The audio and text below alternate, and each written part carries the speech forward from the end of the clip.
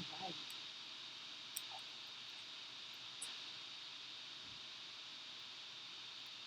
Hi guys, how are you?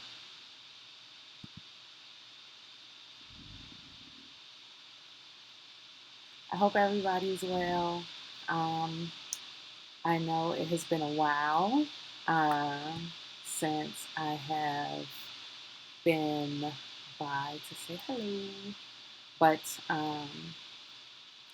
it's been it's been a whirlwind because of our pandemic, COVID-19.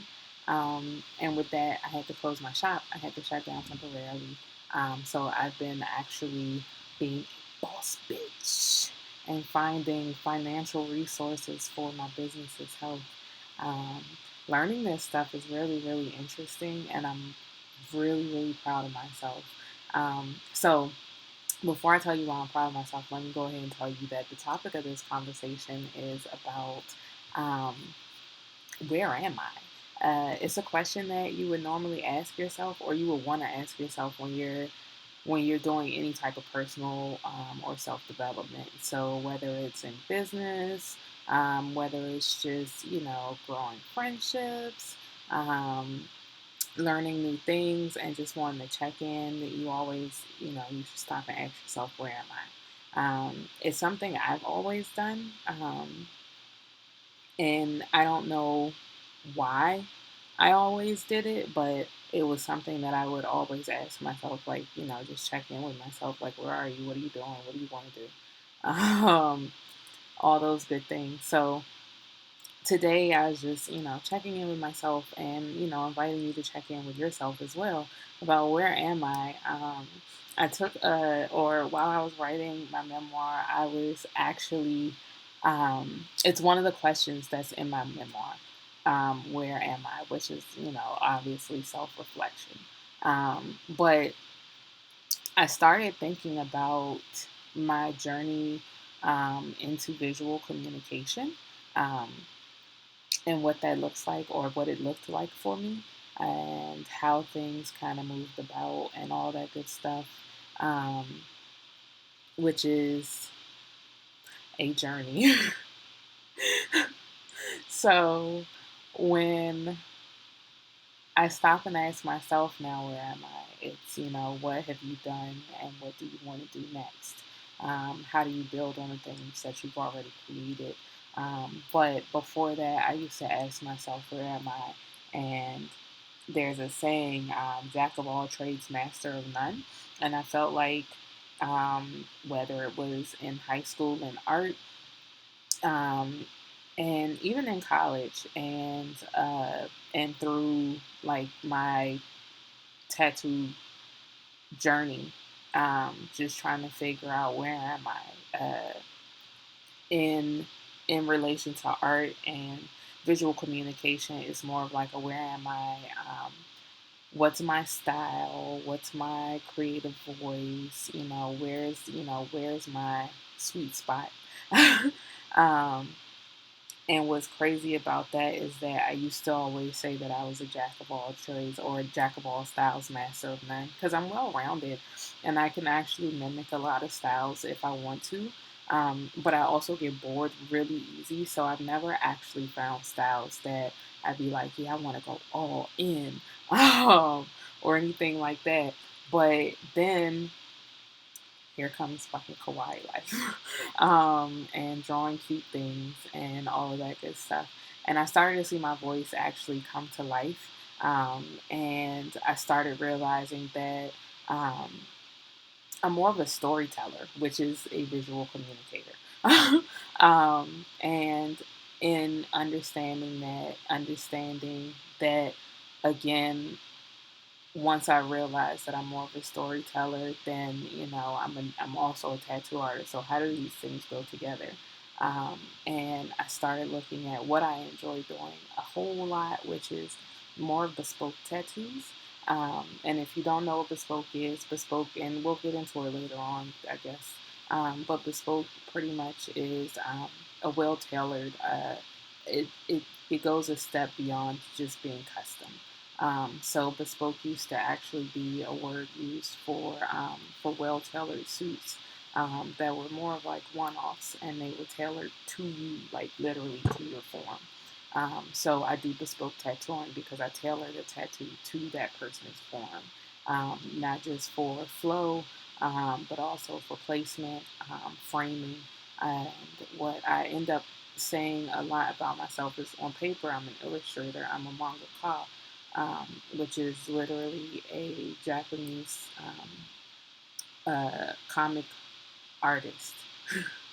And I would say, in being a mangaka, that I use that term not because I went through anything traditional in traditional learning, but in my visual communication journey, I've learned that, I have a very comic book style way of telling stories, of course, because I read comic books.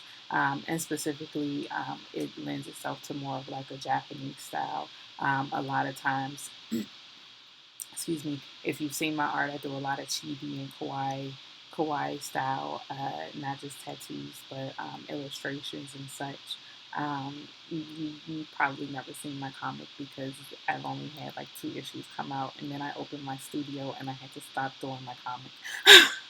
But it's coming back. Don't worry, don't worry. After Shop Gal, we do have a lot in store.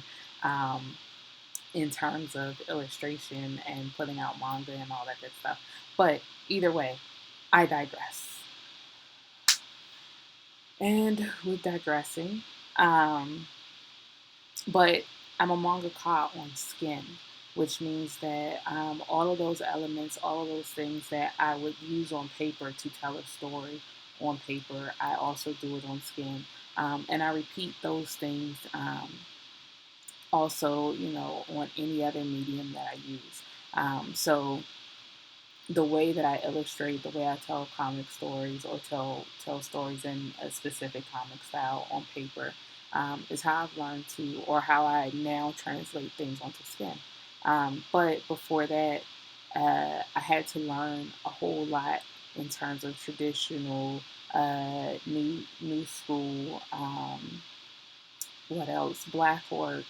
Uh, Tons of styles, geometric work.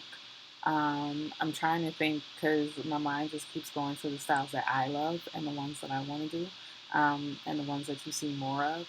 Uh, but I had to learn all these styles in my apprenticeship. And of course, working in a walk in shop, then that makes you even more well versed in a bunch of styles because then, as people come in, you're not necessarily doing the style that you want to do as a tattoo artist, but you're doing, what people want on their actual skin, which, is fair because they have to live with it. So, whatever. But it was paid practice for me to learn these styles, to learn what I like for my voice. What I didn't understand in feeling like a jack of all styles, master of none, is that I was actually learning these styles, learning what I like and what I don't like, so that way, by the time I come to you today, 16 years later, I'm coming to you with a very specific style, which, by the way, maybe like 2 years ago or more, I didn't know my style. So I would see my tattoos in real life on other people and be like, damn, that line work is tight as shit. And then next thing you know, I found out, I would find out, whether the person came closer or they text me, or anything like that. And then all of a sudden I find out that that was my work that I was complimenting and oogling over. It's happened plenty of times because I don't know, I couldn't see what my voice looks like creatively. So I'm happy to have built on that. And where I am now is that I want to perfect my style. My style is of a new school style that helps people tell their unique stories on skin stories on skin. And it's more of a style that is fusion of my blackness, of being Afro.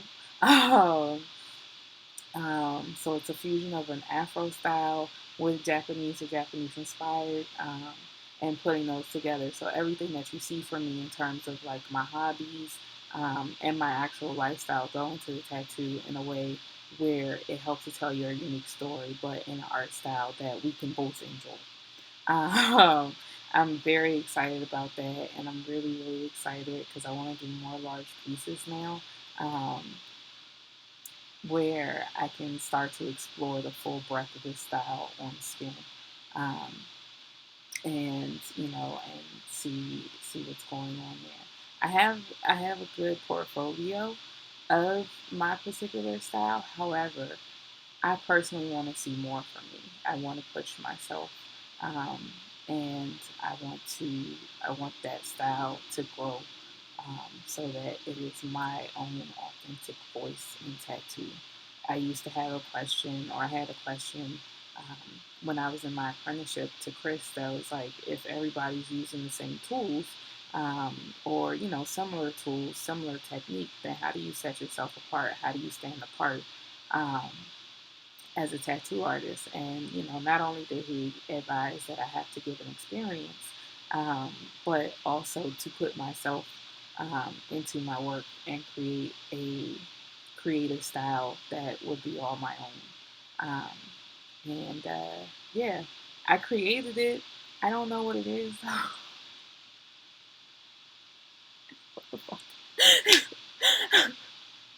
We artists do this shit all the time. But I created it. I don't know what it is. So I'm very, very interested and excited to explore it, to check in on myself, and then deconstruct it. Just as the masters did. Picasso, Donatello, wait, did I say Michelangelo? Donatello. I mean, but whatever. Um, but just as masters did, Da Vinci, Van Gogh, um, they mastered their styles. They knew what their style looked like.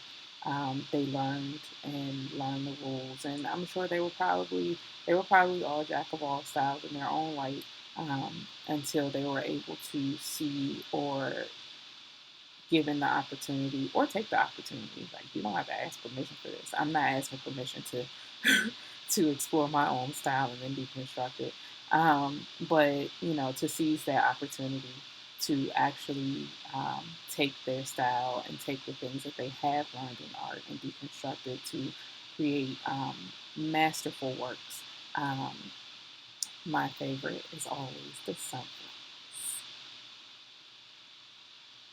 but but the same way these masters that we know of in terms of art have been able to deconstruct their styles, or learn, put bases and put foundation into their styles, and then go back and deconstruct them, um, using the same foundations and such, and the same voice to recreate a whole other voice, a much stronger one in their artistic endeavors, is what I'm that's pretty much where I am these days. So I'm really excited. I'm excited um, to go forward. I'm excited to actually, figure out, or not figure out, but take ideas that people have and put them into my own art style.